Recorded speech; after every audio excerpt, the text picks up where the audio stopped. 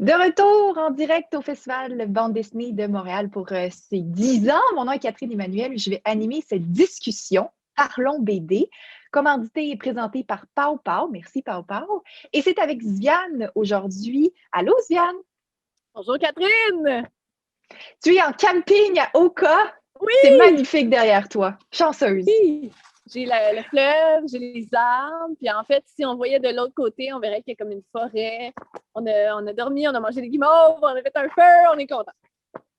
Je trouve que c'est malade parce que tu balances le côté en ligne du festival et le côté urbain en allant en nature avec un décor dans la nature. On dirait que tu enlèves tous les codes du festival en ce moment. C'est ça, je choque tout. Mais en tout cas, si je prenais la caméra et je vous montrais mon setup, vous ririez un petit peu. Mais en tout cas. Mon laptop tient sur des matelas de camping en ce moment. Oh, j'adore, j'adore. Merci d'avoir pris le temps dans ce camping de nous parler de Yo-Yo La La La. Yo-Yo La La La. Ouais. C'est ton dernier projet, c'est ça qu'on va jaser aujourd'hui. Mais juste avant, pour te présenter rapidement, tu as fait plein de choses, plein de bandes dessinées, les deuxièmes, tu as ce projet de La Jungle qui, j'en ai quelques-uns, je ne les ai pas tous, là, mais qui sont ton projet un peu auto-édité, quoique le dernier était avec Pau Pau. Quoi d'autre? Ping-Pong, tu as fait Acné aussi. Donc, plein de jolies bandes dessinées. Et là, on présente cette dernière qui est à la fois une édition de Pau Pau et à la fois le dernier numéro de ton projet La Jungle. Oui, exactement. Et là, je sais que tu présentes ce projet depuis la nuit des temps, La Jungle, mais je me demande, est-ce que ta présentation du projet a changé avec les années depuis que tu as commencé? Est-ce que maintenant tu dis autre chose quand tu présentes qu'est-ce que La Jungle? Ben, c'est une bonne question, ça. Écoute, quand j'ai commencé, je disais que c'était une revue. Puis plus ça avance, plus je me dis, quand je dis au monde que c'est une revue, les gens, ils s'imaginent d'autres choses. Là. Ils pensent que c'est un magazine, puis qu'il va en avoir pour toujours, alors que je sais depuis le début qu'elle allait avoir 8 livres. Puis finalement, il va avoir 9 livres, puis il a failli en avoir 10, je ne sais pas encore. En tout cas, ça se pourrait que je split la dernière en deux parce qu'elle a 250 pages, puis c'est un petit peu exagéré. Mais je te dirais que le projet de base qui était de sortir Football Fantasy en feuilleton puis de faire le reste de la revue comme étant une espèce de récréation, ça s'est resté depuis le début. Fait que oui, ça a changé, mais pas tant que ça. Et est-ce que toi, tu as changé en tant que créatrice, en tant qu'autrice de bande dessinée depuis la première édition? Que ce soit dans ton style ou dans ta démarche ou ton approche? Wow, c'est sûr que oui, là. Ah mon Dieu, j'ai tellement découvert d'affaires avec. Tu sais, La Jungle, j'essaye encore de mettre des mots sur à quel point c'est une expérience extraordinaire, transcendante. Où est-ce que, tu sais, je pense que c'est la première fois de ma vie où est-ce que j'avais le luxe de pouvoir travailler sans objectif.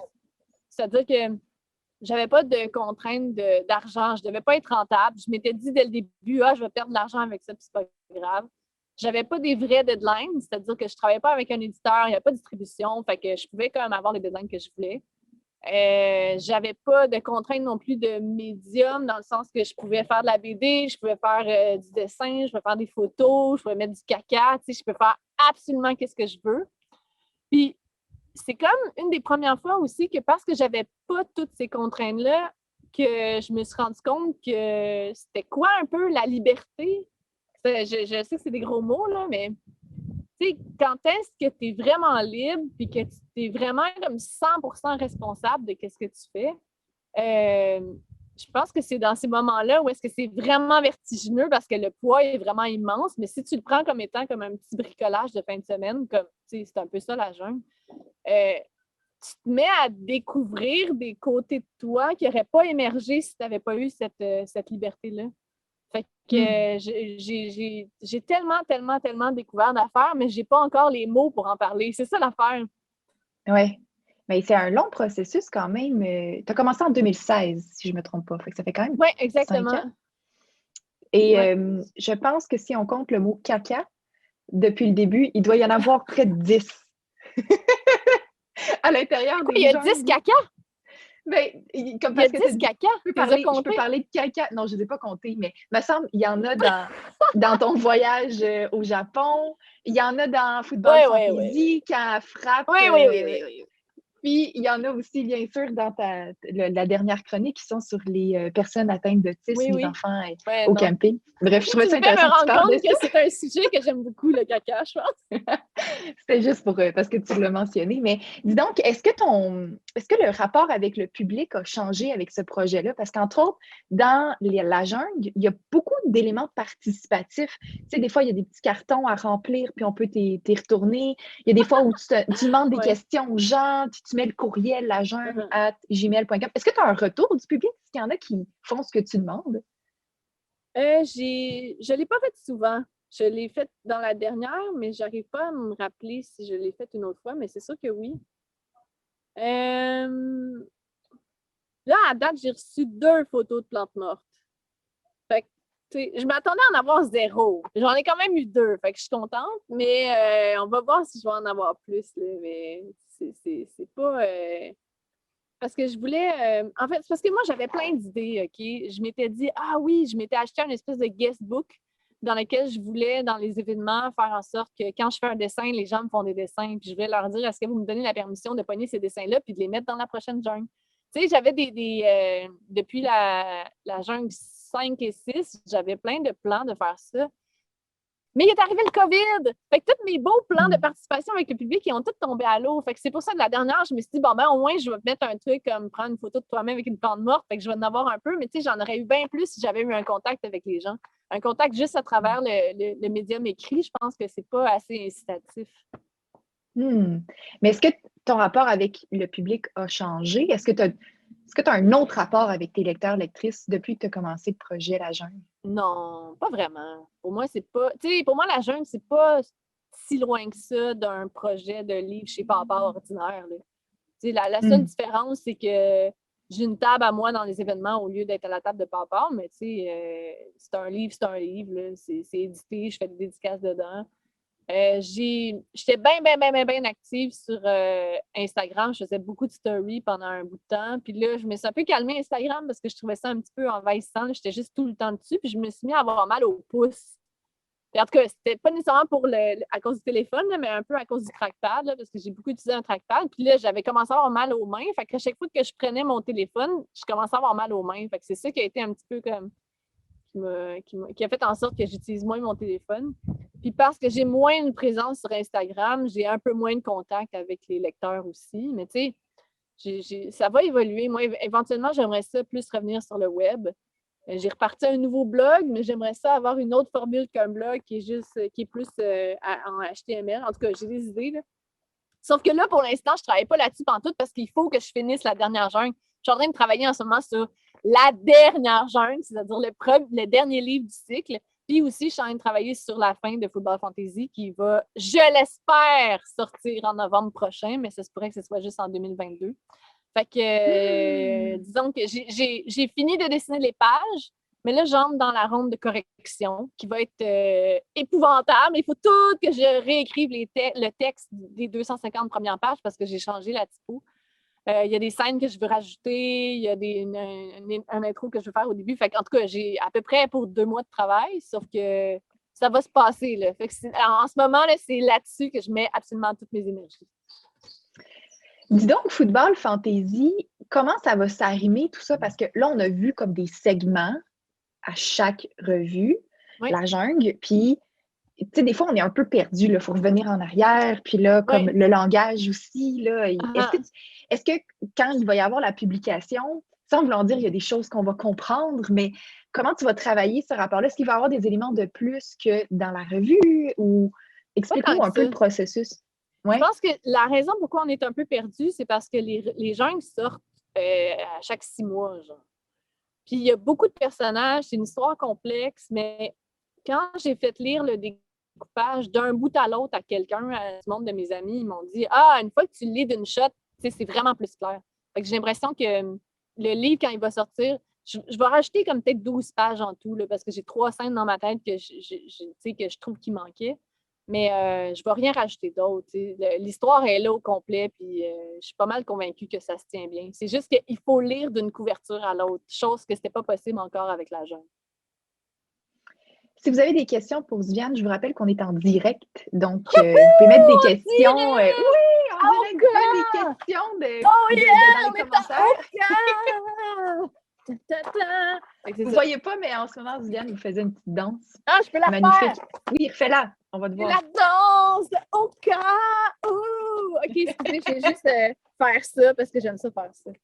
Fait que si vous avez des questions et pour son camping d'Oka et pour son projet de bande dessinée, écrivez-nous ça en commentaire. Je voulais te demander aussi, bon, ce projet, La Jungle, est quand même, tu as parlé de liberté, mais tu as parlé aussi de contraintes. Est-ce qu'à un certain moment donné, la liberté de pouvoir faire ce qu'on veut tout le temps, ça devient difficile parce que c'est difficile de tu pourrais faire n'importe quoi avec la jungle. Là. Tu me dis, il pourrait y en avoir un 10e, un 11e. Comment tu te cadres là-dedans? Puis est-ce que c'est toujours le fun ou à un moment donné, tu te dis, OK, la liberté, là, genre, je peux plus? Non, c'est toujours le fun. C'est absolument toujours le fun. À chaque fois qu'il y a des... Parce que des fois, ça s'en vient pas le fun. Puis c'est un autre apprentissage, ça. C'est que quand ça devient pas le fun, c'est toujours pour une raison. C'est tout le temps parce que je m'en vais dans une mauvaise direction.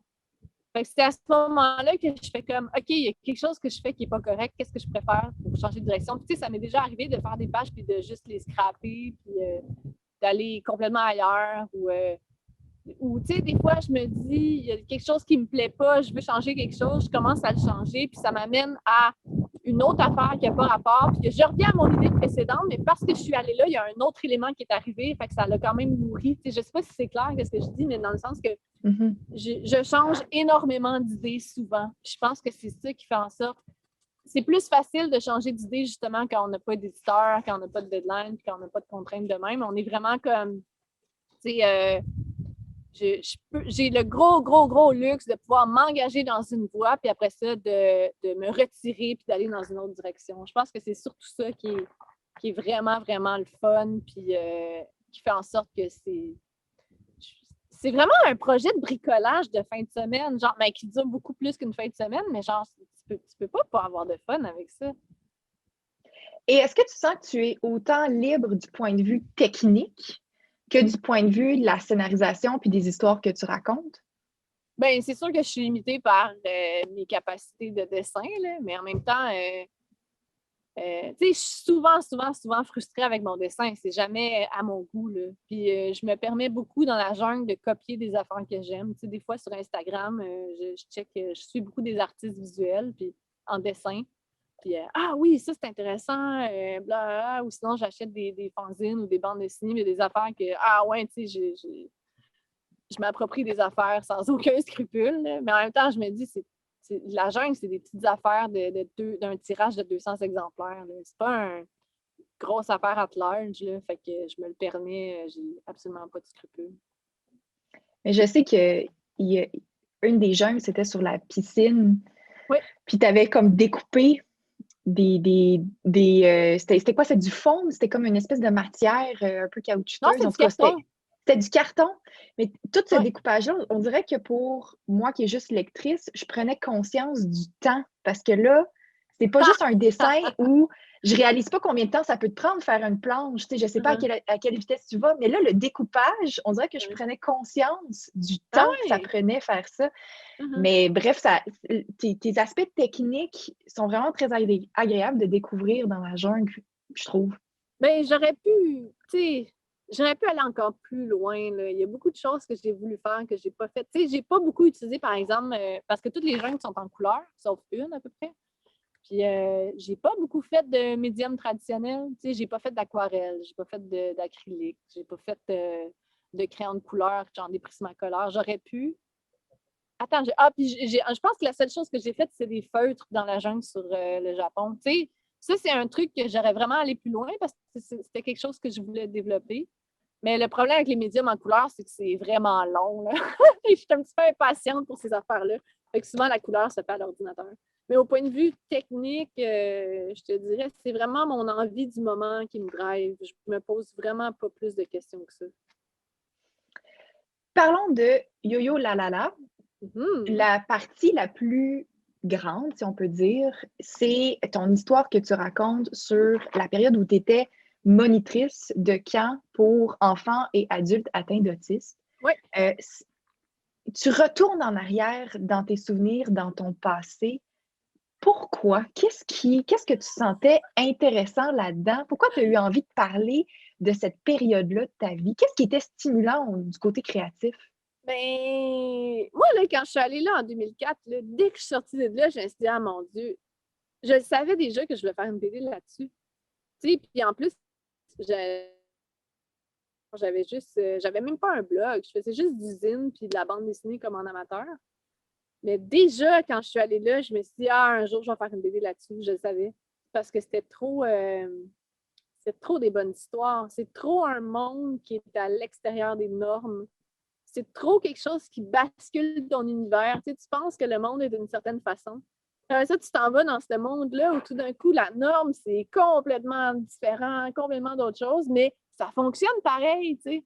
C'est ça qui est, c'est pas chaotique. Ben oui, c'est un peu chaotique, mais il y a quand même une organisation. Puis, tu sais, genre, il y a des routines, il y a des affaires qui se passent. Fait que tu peux commencer à t'imaginer un monde qui fonctionne, même s'il est vraiment différent du tien. Je pense que c'était vraiment comme la première fois que je vivais tu sais, on peut appeler ça un choc culturel, si on veut, là, parce que des fois, ça se passe quand on s'en va dans un autre pays, puis tout d'un coup, il y a plein d'autres mœurs. Là. Mais ouais, avec les autistes, il y avait un gros, gros, gros choc culturel. Puis j'étais chez nous, puis c'était avec du monde, tu sais, c'était du monde, j'ai vu du monde de mon âge, là, qui était, desquels je m'occupais, mais en tout cas, fait que j'ai voulu raconter ça. C'est souvent ça, quand, pourquoi je fais des histoires, pourquoi je raconte des BD, c'est avant tout parce que j'ai envie de raconter ça. Après ça, je le raconte souvent, là, mais j'ai essayé longtemps de la faire, cette maudite BD-là. J'ai essayé en 2009, ça n'a pas marché. J'ai essayé en 2010, j'ai essayé en 2012, j'ai essayé en 2014. J'ai vraiment essayé souvent, puis ça a comme, je me suis toujours plantée. Fait que là, c'est la première fois que j'arrivais à quelque chose, mais tu sais, j'ai raconté le corps de ce que je voulais raconter. Parce que tu as un nombre infini de souvenirs sur cette période-là qui pourraient encore nourrir d'autres petites capsules? Ou... Ben, c'est pas tant un souvenir, c'est que je tenais un journal. Fait qu'à cette époque-là, j'ai la description assez détaillée de tout ce qui s'est passé jour par jour. Puis c'est pas juste qu'est-ce que je voulais raconter. C'est pas juste ce qui se passait avec les autistes, mais qu'est-ce qui se passait aussi avec les autres moniteurs. Parce que tu avais des tensions, tu avais des bons moments, mais c'est comme le tout qui m'intéresse. Puis je me suis rendu compte en le faisant pour Yo-Yo La La La que c'était pas tant une histoire sur le camp ou sur les autistes, c'était plus une histoire sur moi-même à cette époque-là. C'était quoi mon mindset? J'avais 21 ans, puis pour vrai, là, je lis mon journal, je m'arrache les cheveux, là, j'ai envie de me donner des claques, là. Je suis comme, mais qu'est-ce que tu fais? Genre, pourquoi tu dis ça? Pourquoi tu es de même? Fait que c'est quand même drôle, là. C'est un peu exaspérant là, de se dessiner, c'est combien, genre 15 ans plus tard. Mais je trouve ça. Oui, tu reproches. Oui. Oui, vas-y. Je trouvais ça le fun. 15 ans plus tard, je suis en train de faire quelque chose que je n'aurais pas pu faire quand j'ai fait la première version en 2009, par exemple.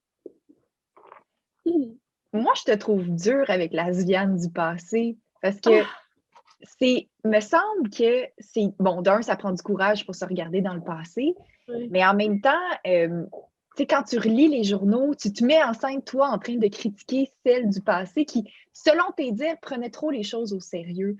Mais on dirait que... Pourquoi tu as voulu aller là? Pourquoi tu as voulu aussi démontrer ça dans ta bande dessinée, l'espèce de processus de regard sur le passé?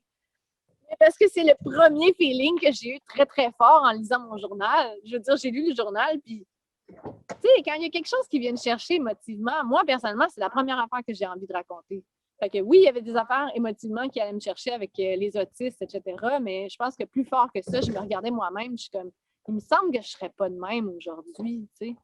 Mais en même temps, tu sais, c'est un peu encourageant aussi parce que tu te dis, ah ben peut-être que j'ai évolué un peu, mais en même temps, tu te dis, genre, c'est sûr qu'il y a des choses qui restent, là. C'est sûr qu'il y a je suis encore un peu de même. Fait c'est un regard sur soi, tu sais. Puis, je pense que c'est pas tout le monde qui tient un journal vraiment détaillé à l'âge de 21 ans puis qui peuvent avoir accès à ça à l'âge de 38 ans. Là. Des fois, on idéalise un peu notre passé. On fait comme « Ah oui, quand j'étais jeune, tout était beau. » On pense qu'on est un petit peu comme aujourd'hui, mais en fait, j'ai bien vu que non, là, c'est pas le cas du tout.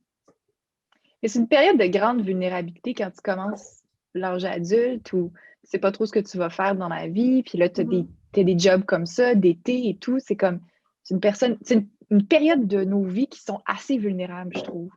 Oui, c'est vrai. Mais aussi, tu sais, j'étais un peu une misanthrope.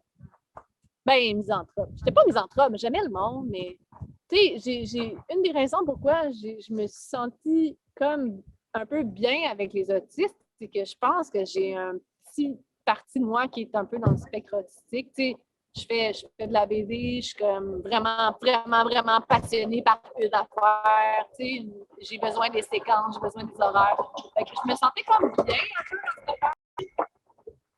Mais tu sais, je sais que je suis pas autiste. J'ai camion de la CEPAC.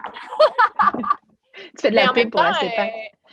Oui, c'est merveilleux, CEPAC, on aime ça.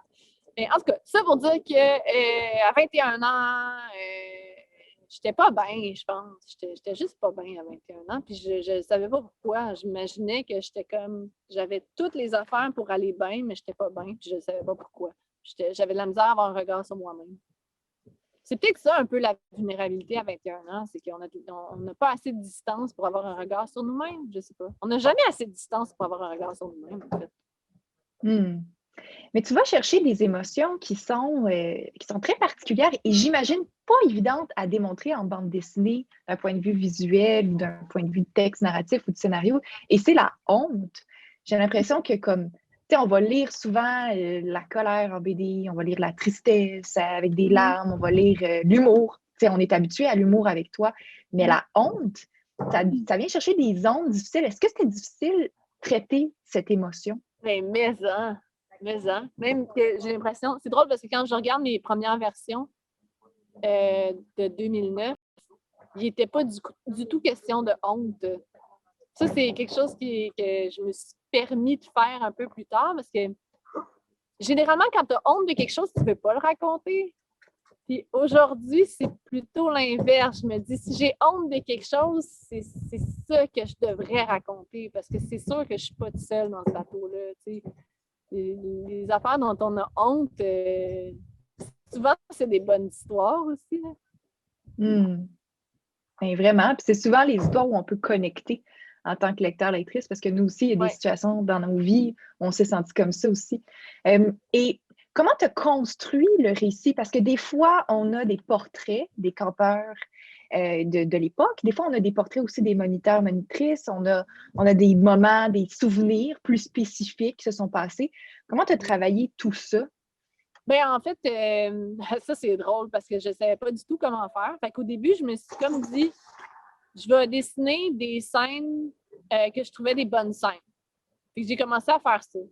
Puis, un moment donné, je me suis dit, ah non, celle-là, ce serait peut-être mieux qu'elle aille là. Puis là, j'ai déplacé des scènes, puis là, c'est devenu un gros casse-tête. Puis j'étais comme, où c'est que je m'en vais? Puis plus j'avançais, puis je me dis, hey, fuck that, je vais juste tout raconter de manière chronologique. Fait que tout ce qui est dans Yo-Yo La La La, c'est tout, tu sais, jour 1, jour 2, jour 3, il y a 12 jours. C'est tout raconté en ordre chronologique, qu'est-ce qui s'est passé. Puis j'ai juste checké mon journal, puis tu sais, j'ai mis ça simple. J'ai mis des fiches de personnages au début pour connaître un peu mes campeurs, parce que c'était quelque chose que je voulais faire même dans les premières versions. Je voulais qu'on s'attache aux campeurs autant que moi, je me suis attachée. Mais je pense qu'on ne pourra jamais autant s'attacher que quand tu as un contact physique avec quelqu'un ou quand tu rushes avec quelqu'un puis qu'après ça, il te le rend. Là. Tu sais, les autistes que j'ai côtoyés, c'était pas nécessairement des gens... Il y en a qui étaient chaleureux. Tu sais, on s'imagine que tous les autistes sont frettes. Là, ça, c'est pas vrai du tout. Là. Mais, tu sais, le contact social est toujours un petit peu difficile. Fait que tout d'un coup, quand tu as un retour, c'est tellement comme... ça te vient en pleine face. Puis c'est vraiment, vraiment... spécial là, comme feeling. Fait que j'aurais aimé ça, pouvoir transmettre ça dans ma BD, mais ça, je vous avouerais que c'est quelque chose qui se passe plus comme dans le 2e puis dans le 3e chapitre. Là, ça, c'est le Yo-Yo La La, c'est juste le 1er chapitre. Mais je ne sais pas si les autres chapitres vont exister un jour, là. C'est pas dans mes plans. Puis j'ai abandonné souvent ce projet-là. Puis comme toujours, je pense que je l'abandonne encore. C'est poubelle. Mais ça fonctionne. Bon, c'est mon point de vue, là, tu vas me dire, mais je trouve qu'il y a quand même une sensibilité. Tu as envie de les connaître, t'as envie d'aller dans le camp. C'est drôle à dire, mais tu as envie de Oh my God! participer toi aussi, puis de voir. Puis non, il y a un ton qui a bien été trouvé. Puis j'imagine que ça n'a pas dû être évident de trouver le ton pour parler Ah de la non! différence. Ça j'ai pas cherché, là. Je me dis pas, bon, quel ton je vais prendre? C'est juste, le ton, c'est mon ton à moi quand je parle. Mais c'est drôle que tu dis ça parce que je me rappelle que quand j'étais encore. Je suis allée à Emergo une couple d'années. Puis dans les dernières années, ça chevauchait le moment où est-ce que j'avais commencé un blog. Puis je le disais dans mon blog, je m'en vais dans un camp pour les autistes cet été, blablabla. Puis ça s'est ramassé d'ailleurs parce que mon blog a été publié en livre, La plus jolie fin du monde, puis Le quart de millimètre.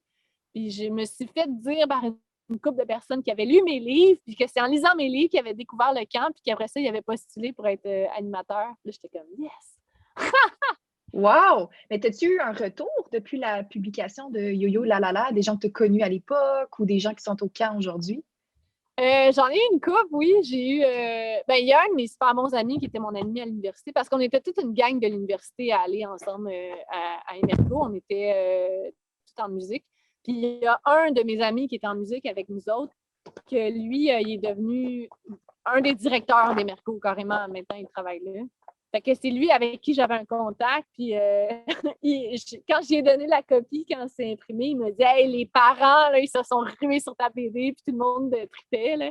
Ils trouvaient ça le fun d'avoir le point de vue d'un animateur qui n'a aucune expérience là, pour rentrer là-dedans, parce que les autres, les parents, eux autres, ils vivent avec ça tous les jours. Là. Fait que, il y a ça. Il y a mes amis d'université aussi que je leur ai envoyés. Ils ont trouvé ça bien drôle, ils ont trouvé ça bien fun. Mais, puis, ouais, mon ami qui est le directeur, il me disait que c'était le fun que je mette des bons moments, mais je mette aussi les moments de bad trip. Là. Parce que d'ailleurs, ce BD-là, un des titres temporaires, ça s'appelait Bad Trip. Puis c'était dans le temps où est-ce que c'était une BD de pirate, parce que ça l'a changé 1000 fois, puis ça a été une BD de pirate, mais là, c'est une BD de pirate. L'histoire du camp était une BD de pirate. Ouais, c'est compliqué. C'est comme un bateau de croisière pour personnes autistes. Sur un vieux bateau qui était dans un monde où est-ce que c'était un monde de pirates, puis il y avait c'était une société qui était organisée. Je m'étais fait une map monde. Tu avais les pirates qui étaient là, tu avais les ninjas, puis c'était tout le temps les ninjas contre les pirates. Tu sais, dans ce temps-là, il y avait un peu ça dans la culture populaire, là, les ninjas contre les pirates. Puis je trouvais ça drôle de récupérer ça, mais de faire une version un peu plus, tu sais, il y avait des tensions sociopolitiques, il allait avoir une guerre, il y avait un enrôlement, puis tout. Mais tout ça se passait parallèlement à ce qui se passait sur le bateau, où est-ce que tous les moniteurs étaient un peu pris au piège avec les autistes. Puis il se passait des affaires qui s'étaient passées dans mon été, sauf qu'au lieu d'être dans une forêt, c'était sur un bateau. Mais l'histoire, je la trouve encore bonne. Là, éventuellement, je pourrais prendre, parce que l'histoire était différente, là, c'était plus autobiographique, c'était une fiction. Je pourrais reprendre cette histoire-là, puis juste, j'imagine, enlever les autistes, puis faire quelque chose d'autre. C'est juste une job d'été de monde de pirates, mais en même temps, c'est pas comme si je manquais de projet. Là. J'ai vraiment besoin de me remettre cette affaire-là. Ça a juste changé, puis c'est dans le cimetière des projets de BD. Parlant de tes millions de projets, on a une question du public, parce que je vous le rappelle, on est en direct. Si vous avez des questions, gênez-vous pas. Il y a quelqu'un qui te demande, as-tu de nouveaux projets d'animation? Oui! J'ai des projets d'animation! Je vais te refaire l'animation. OK. J'ai un projet qui est vraiment trop ambitieux. Genre, il faudrait que je fasse des petits projets moins ambitieux avant, mais je veux faire un film, ça fait des années que j'y pense. J'ai tout mon scénario, j'ai toute l'histoire, j'ai même l'animatique de fait. Là. Ben, l'animatique. Une espèce de proto-animatique. Là. C'est une histoire vraiment épique, mais l'affaire, c'est un film de 58 minutes. Puis c'est une espèce de fantasia, c'est-à-dire que c'est une suite de 22 tunes de musique classique qui raconte une histoire. Puis c'est une histoire vraiment épique dans un monde un peu science-fiction. Puis ouais, j'ai cette histoire-là depuis longtemps. Au début, je voulais la filmer avec moi qui faisais tous les acteurs, mais j'avais de la misère à entendre ma voix. Là, j'ai pensé à demander à mes cousines, mais là, il y a eu le COVID. Puis finalement, je me suis dit, je vais faire un dessin animé, ça va être plus simple, je vais pouvoir travailler tout seul. Puis c'est encore en mutation. J'ai fait une bande dessus, je ne l'ai pas eu. Fait que Pour l'instant, je veux juste finir mon livre, mais ce film-là qui s'appelle Pervitine, je veux vraiment le faire. Là. Je suis vraiment, vraiment motivée. C'est probablement mon prochain projet là, que je veux faire. Parallèlement à ça, j'aimerais ça faire des tout petits films d'animation, des petits gifs animés, juste comme pour me mettre dedans. Pervitine, probablement que ça va être beaucoup de médiums. Ça va pas juste être du dessin animé. Je voulais faire du stop motion. Je voulais faire du papier découpé, comme dans la jungle, mais en stop motion. Peut-être avec la pâte à modeler, avec du sable, avec du dessin traditionnel, du dessin d'ordinateur. Tu sais, j'aimerais ça quasiment que chaque toon ait son médium. J'aimerais ça faire une espèce de jungle, dans le fond, mais que c'est un film. Tu sais. Fait que, mais on verra. Là. Je suis bien, bien, bien, bien, bien excitée par ce projet-là, mais mon Dieu, c'est tellement ambitieux. Ça ne va pas me prendre en bas de 3 ans. Là. Puis je le sais que c'est ça le gros piège là, quand tu commences dans quelque chose, de te dire ah, je vais faire une BD de 750 pages. Puis tu sais, genre, ça marche jamais. Là. Fait que je le sais que c'est un piège, mais j'ai quand même cette histoire-là, puis un jour, je vais la faire. Là. Mais j'ai l'impression que ton public est patient.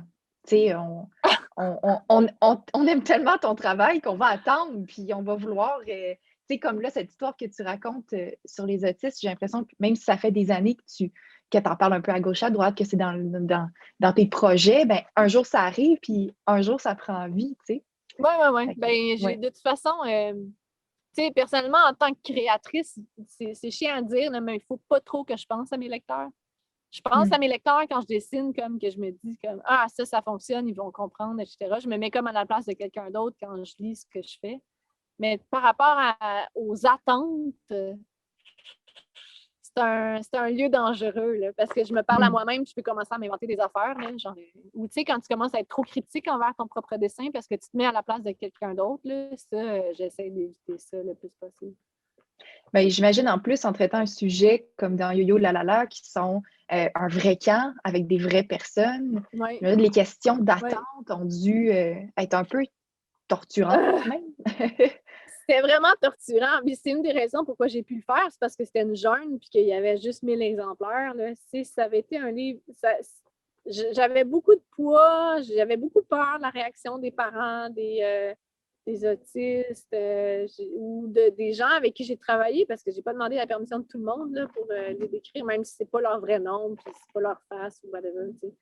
J'avais une petite pression, mais le fait de juste l'avoir sorti, le premier extrait, si on veut, puis que j'ai vu que le retour était bon, ça m'a fait comme OK, c'est correct, là. Peut-être que je préfère le reste, mais en tout cas, on verra. Mais en même temps, s'il y a du monde qui sont frus par ce que j'ai fait, ils ne vont pas nécessairement me le dire. Fait que on verra. Si à un moment donné, il y a quelqu'un qui pète mes fenêtres d'appart, je vais savoir que c'est ça.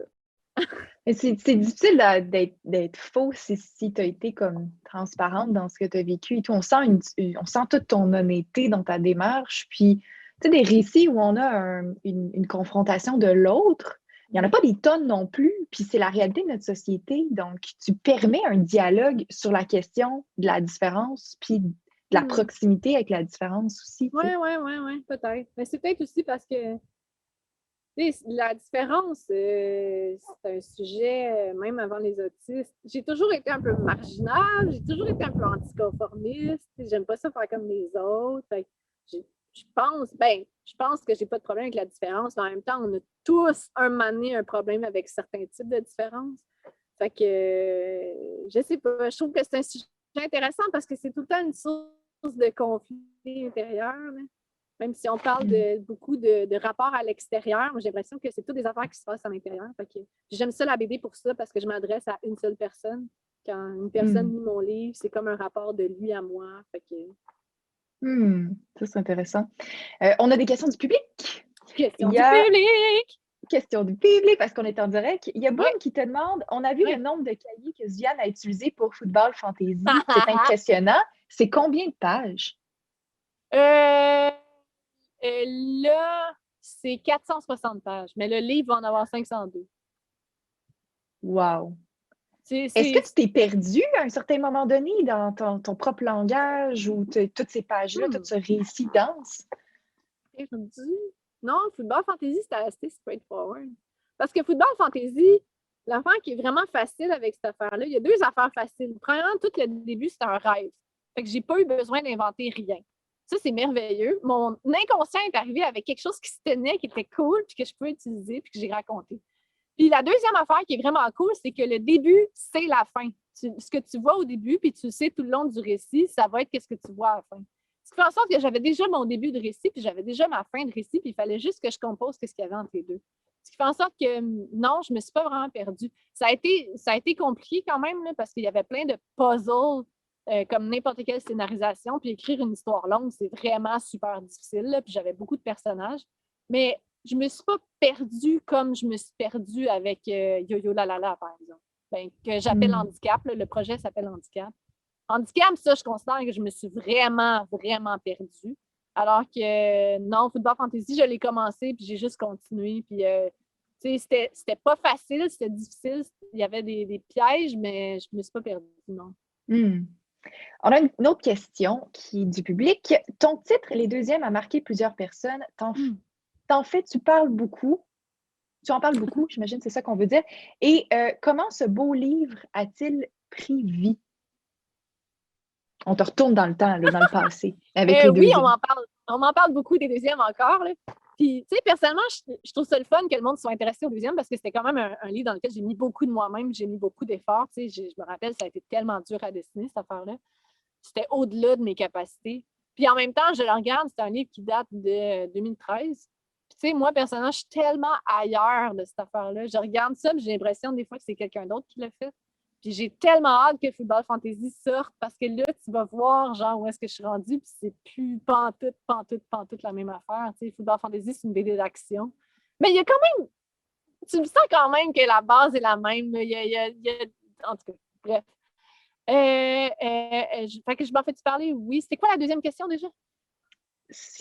Comment ça l'a pris vie, le projet, à l'époque? Oui, ça c'est drôle. Ça aussi, je le raconte une couple de fois parce qu'au début, quand j'ai commencé les deuxièmes, c'était même pas supposé être un livre. J'avais commencé à faire la scène du début où est-ce que tu vois un couple dans une espèce de chalet hot, là. J'avais reçu une circulaire par la poste C'était une circulaire pour des meubles, mais dans un magasin de luxe, là. Puis c'était une espèce de journal qui était imprimé sur du papier, tu sais, non couché, là. Ça avait de l'air vraiment classe. Tu avais une photo par page avec tout le fond blanc, puis tu voyais juste un gros divan avec une verrière avec plein d'arbres en arrière. Puis ça faisait vraiment rêver, cette affaire-là. Puis j'ai juste commencé à vouloir dessiner ce lieu-là parce que je le trouvais, tu sais, j'avais envie d'y être. Puis j'avais envie de faire un livre. En fait, à la base, mon intention pour les deuxièmes, c'était de faire un livre où est-ce que, mais même pas un livre, juste une BD avec un couple qui est dans un endroit magnifique, puis que le couple est magnifique, puis qu'il se passe juste des affaires magnifiques, puis qu'il n'y avait aucun conflit, il n'y avait aucune tension, il n'y avait rien, tout était comme parfait. J'avais commencé à faire le découpage de tout ça, juste pour moi. C'était même pas pour publier à quelque part, c'était juste comme pour, je sais pas, pour me divertir. Je sais pas trop. J'ai commencé à faire ça, puis je pense que j'avais fait comme les 20 premières pages. Puis c'est resté pendant un bout de temps dans une armoire, là, ça prenait la poussière. Puis un moment donné, j'ai eu comme une idée pour le reste, puis je l'ai ressorti. C'était pas mal plus dark, finalement, quand je l'ai ressorti, puis j'ai continué l'histoire. Fait que ça a bifurqué totalement, mais c'est comme ça que ça l'a parti. J'ai envie qu'on revienne un peu à Yo-Yo La La La. Allons-y. Allons-y. Est-ce que les différents segments que tu mets, par exemple, tu as dit que le premier segment, c'était handicap, puis qu'il allait peut-être avoir d'autres chapitres éventuellement dans la jungle. Il y a football fantasy, il y a une histoire sur l'intelligence artificielle aussi. Oui, Baby Poodle. Est-ce qu'on pourra reparler, là, mais je me demandais si, toi, après, quand le produit est fini puis que ça sort, est-ce que tu arrives à faire des liens avec les différents segments? Est-ce que les tomes ont des thématiques? Écoute, ça, là, c'est une des affaires les plus fun avec la jungle. Parce que quand je pars, OK, j'ai un fichier InDesign. InDesign, c'est le logiciel pour la mise en page. J'ai toutes mes pages, je sais à peu près combien il y aura de pages. D'habitude, la base, c'est 88 pages. Puis souvent, ce que je mets, c'est des pages dummy. Genre des pages que j'ai ramassées dans mes tiroirs, j'ai scanne, j'ai mets là. Puis, oh, Camilo, tu peux-tu juste partir le char parce qu'il y a presque plus de batterie? Excusez-moi, on est en camping. On est dans camping. Est-ce que tu entends ding, ding, ding, ding, ding? C'est bon, c'est pas trop fort. OK, c'est correct. Qu'est-ce que je disais? Ah oui, c'est ça. Comment que je fais la jungle? Tu t'expliquais sur InDesign. Puis là, tu étais en train. Allô? Sur InDesign, qu'est-ce que je fais là? C'est ça qui est vraiment le fun, c'est que je ne sais pas encore. J'ai toujours un peu espoir qu'il va y avoir une continuité dans cette affaire-là. Mais je ne la vois pas avant vraiment longtemps. C'est-à-dire que je commence à mettre mes affaires, je fais une petite séquence de 3 pages, je le mets là. Après ça, je fais une séquence de comme il va y avoir une photo là. Puis là, je le vois, puis au fur et à mesure que je le vois, je fais comme ah non, ça irait mieux si c'était là. Puis vraiment, magiquement, là, j'ai même pas besoin de le forcer. Je vois une espèce de fil narratif qui passe entre toutes les affaires qui n'ont pas rapport. Les gens qui lisent ne vont pas nécessairement voir les liens. Moi, je les vois. Il y a vraiment quelque chose de magique là-dedans que je trouve vraiment le fun. Il y a quelque chose qui émerge. Après ça, le lien entre les jungles, ça, je vais vous avouer que je ne le vois pas pantoute encore. Là. C'est vraiment juste... à chaque début de jungle, j'ai aucune idée de qu'est-ce que je vais faire. Je vais juste m'asseoir puis y penser. Puis à un moment donné, il y a plein de fois où est-ce que j'avais une idée. Ah oui, la jungle, ça va être là-dessus. Puis finalement, ça dérape puis ça va dans une autre place totalement. T'sais. C'est une surprise pour moi, la jungle, jusqu'à temps que j'arrive à la fin. Puis des fois, ça change jusqu'à la dernière minute. Là, je dois le remettre à l'imprimeur le lundi, là, puis le dimanche, je suis encore en train de changer des affaires. Puis je suis comme ah oui! Ah, ça marche tellement mieux! Puis blablabla, puis je deviens super excitée. Là. Fait que, ouais, c'est un peu comme ça que ça se construit, la jungle. On peut quand même voir un filon temporel. On suit le temps, on t'a suivi dans ton voyage au Japon. On suit tes questionnements, j'ai l'impression aussi, parce que le dernier, si je ne me trompe pas, il me semble qu'il y a un segment un peu plus écologique ou une réflexion. Il y a comme une petite parcelle, un récit où on se pose des questions sur l'environnement ou. Ah, la ville d'après! La ville d'après, c'était pour un concours avec le Festival de BD de Québec. Il y avait un concours qui montrait, en fait, une BD de 2 pages sur qu'est-ce que ça va être la vie après le COVID. Puis au début, j'étais comme ah ouais, je sais pas. Puis on était dans un barbecue avec un de mes amis, puis on a commencé à discuter de juste de ça, puis à pitcher des idées de qu'est-ce qu'il pourrait avoir, puis blablabla. Puis moi, je suis comme OK, le COVID, tu sais, le réchauffement climatique aussi, là, tu sais. Fait que là, on a juste pitché ça. Puis après ça, j'ai avec mon chum, puis avec cette amie-là, puis une autre de mes amies aussi, qu'on a pris un barbecue. Ça se passe tout le temps dans des barbecues. Fait que j'aurais dit, hey, je vais peut-être faire une BD avec vos affaires. Fait que, en tout cas, oui, c'est sûr que tout ce qu'il y a dans la jungle, c'est toujours comme mes questionnements du moment, puis c'est à quoi je pense. Puis c'est drôle parce que la jungle nourrit beaucoup Football Fantasy aussi. Parce que oui, il y a tout l'arc de récit qui était comme pas mal construit depuis le début, mais quand tu vas dans les tout petits détails que tu rajoutes au fur et à mesure que tu scénarises, mais il y a beaucoup d'affaires, mettons, qui ont référence au Japon. Quand j'ai fait la jungle sur le Japon, il y a des petites affaires de Japon qui se sont ramassées dans Football Fantasy. Il y a une scène de piscine dans Football Fantasy. Tu sais, ça l'a nourri beaucoup. C'est intéressant, ça. Il reste quelques minutes. Si vous avez des questions, c'est maintenant ou jamais. Pour Viviane, on est en direct pour encore quelques minutes. Pour satisfaire ceux qui ont des questions du côté technique, dans Yo-Yo La La La, il y a vraiment quelque chose de particulier. Tu as travaillé avec des pages de couleurs. Est-ce que ça, comment tu les as travaillées? As-tu d'abord fait ton dessin puis ensuite décidé ça allait être quoi la couleur de fond ou c'est tu as choisi la couleur tu as dessiné par-dessus? D'où vient la couleur dans tes pages? Le but de ce traitement graphique-là, c'était que, parce que je pensais qu'éventuellement, je voulais me laisser la porte ouverte à faire le reste. Puis, j'aimerais ça que si un moment donné, je fais le reste, puis si un moment donné, ça sort en livre, que ça ne sorte pas en couleur. J'aimerais ça que ça sorte en noir et blanc. Fait que je voulais garder quelque chose qui puisse être quand même facilement adaptable en noir et blanc, mais que je puisse changer en couleur pour la jungle, parce que la jungle est full couleur. Ce qui fait en sorte qu'il n'y a pas rien de colorié en tant que tel dans Handicap. Tout ce qu'il y a, c'est la ligne qui est coloriée, puis le fond, that's it. Fait que je pourrais prendre toutes les lignes de couleur, puis toutes les mettre noires, puis toutes mettre le fond en blanc, puis ça deviendrait une BD en noir et blanc, puis ça serait parfaitement lisible. Après ça, comment j'ai choisi les couleurs? Là, ça a été un gossage éternel. Là. Je veux dire, tu sais, il y a tellement de couleurs dans la vie, puis on a tellement le choix de toutes les couleurs, puis les couleurs sont tellement cool. Fait que ça a été comme, ce petit passage-là, parce que généralement, il y a une couleur par jour. Il y a 12 jours, puis il y a une couleur par jour à peu près. Il a gossé. Puis là, est-ce que cette couleur-là se suit bien avec cette couleur-là? Parce que tu veux quand même un contraste, mais tu veux des choses qui restent. Après ça, oui, j'avais des photos, fait que j'allais color piquer dans la photo pour avoir une couleur qui matche avec la photo. Après ça, je me rendais compte que, non, on voit rien, ça n'a pas de bon sens, fait que je change les couleurs. Mais là, si je change les couleurs de elle, il va falloir que je change les couleurs de elle. Ça a été un gossage infini.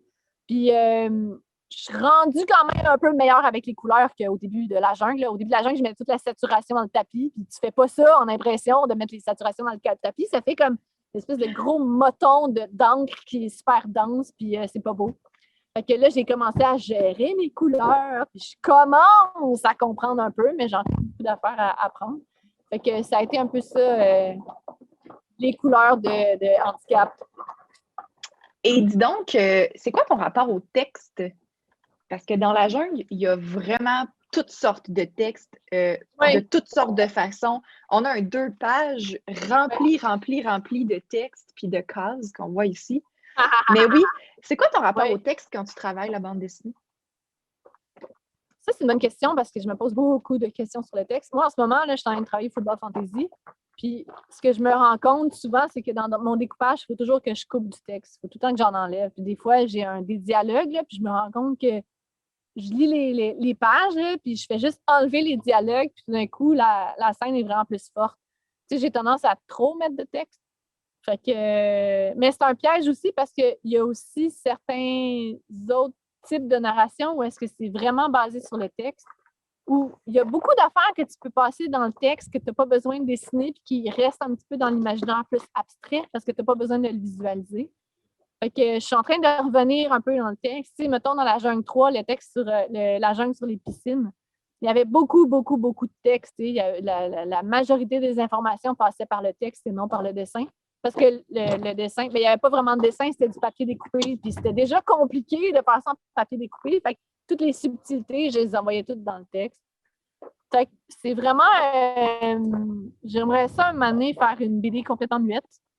Mais puis même, tu sais, le dessin animé que je parlais tantôt, Pervitine, j'essaie de faire un dessin animé avec le moins de texte possible. Je ne peux pas le faire muet parce que j'ai quand même besoin d'un peu de texte, là, mais ça va être un peu comme les films muets avec des cartons, avec des dialogues. Genre. J'aimerais ça faire ça le plus... où l'image parle le plus possible. Parce que, personnellement, j'ai tendance à trop mettre de texte. Voilà, c'est ça mon rapport avec le texte. Ben, avec la lecture, ça a un effet de ralentir aussi, puis d'apprécier une autre façon de consommer de la bande dessinée, je trouve. Bien, ça touche des différents lecteurs aussi, parce que moi, personnellement, les BD super verbeuses, là, ça dépend c'est quoi, là, mais j'ai une patience limitée pour ça. Fait que quand il commence à avoir vraiment beaucoup de texte, puis que je me rends compte que le dessin n'apporte pas grand-chose, je me fatigue vite. J'ai toujours peur de faire ça un peu moi-même. Fait que, mais je devrais peut-être pas penser de même, parce que si tu commences à penser comme il faut pas que je fasse ça, il faut pas que je fasse ça, c'est mieux de penser à j'ai envie de faire ça puis de faire. Puis là, les gens ils suivront pas, là, c'est eux qui décident. Fait que, non, c'est des questions que je me pose.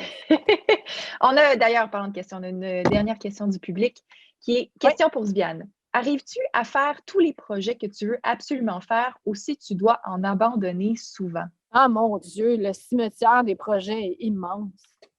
J'ai tellement beaucoup de projets qui sont dans... Ben, le cimetière, j'appelle ça le cimetière, là, mais des fois, il y a des zombies, là. C'est Handicap, c'est un zombie, là. C'était un projet que j'avais abandonné complètement, mais finalement, il est revenu. Mais non, j'en ai beaucoup. J'avais commencé une BD sur Wittgenstein en 2015, je pense. J'ai travaillé longtemps dessus, mais je l'ai abandonné. Qu'est-ce que j'ai fait? J'avais une histoire vraiment cool avec une fille qui se battait avec des vaches, qui s'appelait Vivi, mais ça aussi, je l'ai abandonné. J'ai beaucoup d'idées de films, mais pour l'instant, ils ne sont pas abandonnés, ils sont juste dans un coin, puis à un moment donné, je vais peut-être aller piger dedans, mais je pense qu'il ne faut pas trop s'engager dans un projet puis le finir juste pour dire « Ah, je vais le finir » quand tu ne le sens plus, genre. Mais c'est quoi ton rapport à la pérennité de tes projets? Parce que, écoute, Dieu. là, j'ai l'impression qu'un jour, ça va valoir cher. Attends, on les voit pas, là, mais... Ouais. Je sais pas. Ouais, c'est quoi ton rapport à la pérennité? Parce qu'il C'est y en un, aura c'est pas un pour tout le piège, monde. cette question-là, parce que moi, en tant que créatrice, il ne faut pas que je pense à ça. Parce que si je commence à me dire, ah oui, ça va rester dans le temps, là, tu commences à avoir une grosse pression sur tes épaules parce que, waouh, il ne faut pas que je me plante, hein, parce que ça va rester pour toujours. Moi, j'ai l'impression que la jungle, ça a eu un succès modéré parce que j'en ai parlé à quasiment personne. Tu sais, ça a été, j'ai pas fait de pub, j'ai pas été, j'avais une page Facebook, mais je la mettais jamais à jour. Je faisais pas de, tu sais, j'avais juste une table dans les événements d'attitude. Tu sais, j'ai pas de merch non plus. J'ai laissé ça vraiment petit. Souvent, je rencontre des gens puis ils savent pas en tout que ça existe. Puis ça me plaît comme ça parce que je veux que ça reste comme à une échelle quand même gérable, là, parce que, mon Dieu, c'est de la job faire ça. Mais après ça, tu sais, je le sais dans un coin de ma tête, comme ça a quand même une valeur, cette affaire-là, tu sais, genre, ah oui, tu sais, c'est quand même, oh, la jungle. Mais si je commence à me dire ça, là, c'est comme, tu te mets le doigt dans l'engrenage, là, puis tu peux vraiment... Non, je ne vais pas penser à ça. Il faut vraiment penser dans le moment présent. C'est maintenant que ça compte. C'est quand le crayon touche le papier que c'est ça que ça compte, que c'est important, puis que ça a du sens de faire de la BD quand je suis en train d'en faire. Après ça, le livre, quand il est fini, je l'envoie dans la vie, puis il ne m'appartient plus. Il appartient aux gens qui le lisent, il appartient aux libraires, aux bibliothèques, etc. Tout le monde qui le lise, ils ont toutes des interprétations différentes de ce que j'avais dans ma tête. Fait que c'est comme plus moi, cette affaire-là. C'est rendu comme détaché de moi. Puis je dois déjà penser à c'est quoi le projet que j'ai envie de faire là. Puis whatever, qu'est-ce qui se passe. J'espère que ça va marcher, Football Fantasy. J'espère que ça va marcher, la jungle. Mais je vais juste être vraiment contente quand quand je vais les avoir toutes dans mes mains. Ouh! Est-ce qu'il en reste? Est-ce qu'il en reste pour ceux qui nous écoutent et qui aimeraient avoir des copies? Oui, il en reste pas beaucoup. Tu sais, la Yo-Yo La La La, là, en ce moment, il est sold out chez le distributeur. Là, en ce moment, chez nous, il m'en reste comme 31.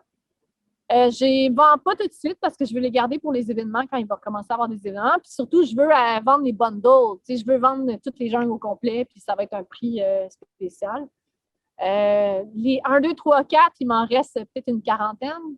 Les 5, 6, 7, ça, il m'en reste pas mal plus parce que j'en ai imprimé 250, puis après ça, il y a eu le COVID, fait qu'il m'en reste une coupe. Puis je trouvais ça le fun que, oui, il y a des affaires à suivre dedans, comme Football Fantasy est à suivre, mais il y a quand même des histoires indépendantes dans chaque que tu peux en avoir quand même pour ton argent, même si tu n'as pas toute l'histoire au complet. Fait que je pense que toutes les jungles se lisent indépendamment les unes des autres aussi. Alors, pour se procurer la jungle, on se rend sur ton site web. Je pense que j'ai réouvert la boutique. Si vous allez à sviane.com/revue la jungle, vous pouvez aller checker. Il y a une boutique en ligne, on peut l'acheter là. Mais le plus simple, là, c'est vraiment de m'écrire un email. Écrivez-moi un email à sviane@gmail.com ou revue la jungle, pas d'espace, pas de majuscule, rien, @gmail.com. Dites-moi, j'aimerais ça avoir la revue La Jungle, puis on s'arrange, puis je les poste, puis j'en poste en Europe. Mais en Europe, ces temps-ci, là, c'est rock'n'roll, là. J'ai eu beaucoup plus de problèmes de poste en Europe cette fois-ci que toutes les autres fois. Fait que on va s'en venir au Canada. Là. Frais de poste, ou si vous êtes à Montréal, on peut se rencontrer aussi pour échanger ça en main propre. Puis... Voilà! Très cool. Hey, merci de nous avoir fait voyager un peu en campagne de Oka.